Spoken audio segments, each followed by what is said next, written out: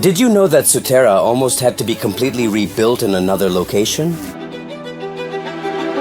It all happened between January 15th, 1826 and April 1828.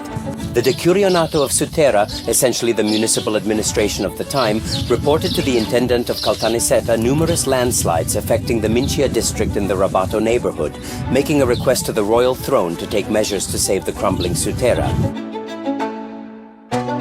On September 15, 1827, engineer Lopiano went to Sutera, appointed by the provincial administration to assess the damage.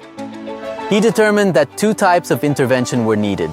First, to reinforce the mountain to prevent dangerous rockfalls, and second, to channel the water away from the houses.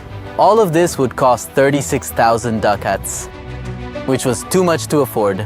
Ha sofferto dalla caduta dei massi dalla parte superiore, nonché da frane dalla parte inferiore, in alcune zone soprattutto. Therefore, it is thought to be more economical to completely rebuild Sutera further away, down in the 𝗏𝗡𝗒𝗢 district, keeping the same name, with houses for 3,384 inhabitants, a main church, the prison, the town hall, 2 squares, the streets, and a fountain, also using materials from the old city.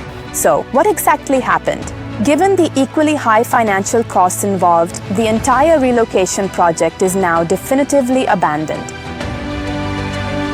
If you enjoyed the video, give it a like.